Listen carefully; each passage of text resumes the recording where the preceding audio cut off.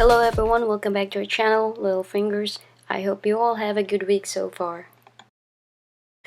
This week I'm going to show you the compilation of the process I went through to build my first ever gaming PC, which by the way I sold it afterwards.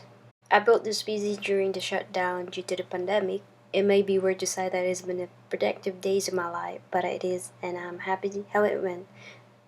So what are we waiting for? Let's get into action. So the first thing that we grab is the motherboard. We have to make sure that everything we need for this installation is right there. And then we have to install the CPU or the central processing unit, or basically the brain of your computer.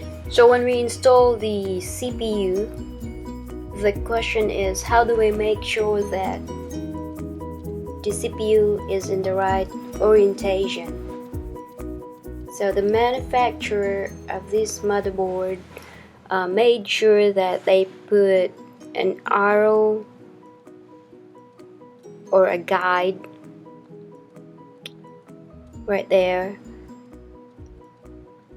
and the same with the CPU right there. There's an arrow right there, so you just match it and then you're good to go. Also, there are two brackets on the sides. These brackets comes with the motherboard, and these are brackets used for the clip-on type of CPU coolers. So you can remove it before or after you install the CPU, but in my case I remove it first before I install the CPU. So you can remove the brackets using Phillips screwdriver, your regular screwdriver at home. There's nothing, no special tool for that. And then the CPU fan that we're gonna use comes with a CPU and with thermal paste also. So when you install the CPU, you have to pull the lever on the side, and then once it's open, you just strap the CPU in it. No force needed when you install it. If it sticks there, that's good, you're good to go. However, if there's something wrong with it, then you might have to check the pins if it's bent. And then once done, you have to lock it by pushing the lever on the side. Then there's a fan on top of it. You just have to put the brackets on, and then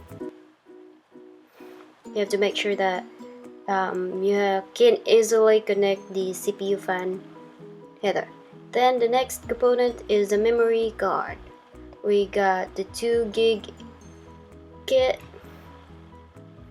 so we have to use the 2 memory slots in our motherboard. These ROMs are DDR4 type of memory, so when you install it, we will put it to the second and the last further slots of the memory in the motherboard.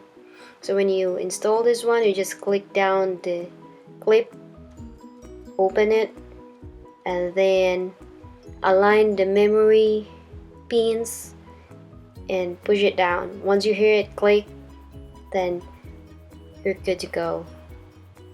Make sure to push down on both ends. So once the memory and the CPU been installed, we'll set aside the motherboard and prepare the computer casing that we're gonna use. So we open the casing and make sure the connections are there, the wires are complete, and we have to install the power supply first underneath, or it depends on what type of computer casing that you bought. So you put away the wires of the power supply make sure it's out of the way when we install the motherboard in the casing. Once the PSU is successfully installed in the casing, you put the IU shield in it so you can align the motherboard. Secure the motherboard with its stand-ups and screws. Right after that one, you can connect the connections from the casing to the motherboard, such as USB, power and reset switch, HDD, and speaker. Also, we connect the motherboard and CPU power supply. Then we connect our storage drive with a SATA cable and the power source, where in our case we use an SSD for faster boot. Then I've installed the graphics card into the PCIe by 16 graphics slot of the motherboard. At this moment, our PC can be turned on and we can install the operating system. We use the Windows XP Pro 64-bit for this build. And after a few minutes, operating system installation will be done. You can now connect the USB Wi-Fi adapter so you can access the internet. After that steps, everything in this build is usable. However, an update of Windows is highly recommended. As soon as you get the Windows updated, you can install the drivers for your motherboard and graphics card, and to get the latest driver, you can either get it from their website. The last thing we did with our first build is the installation of our colorful RGB fans.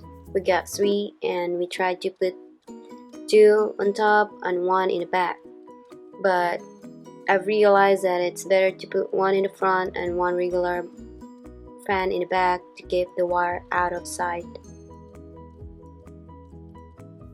So it takes a while to install the fans because of the rookie mistake I made.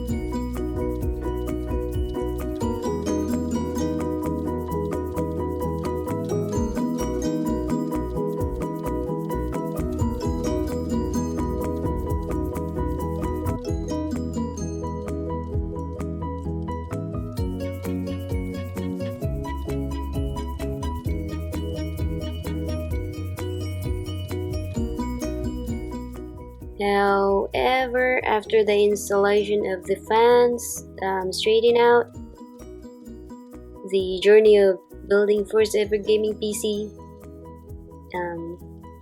ends there. Once again, thank you for watching and have a happy new year.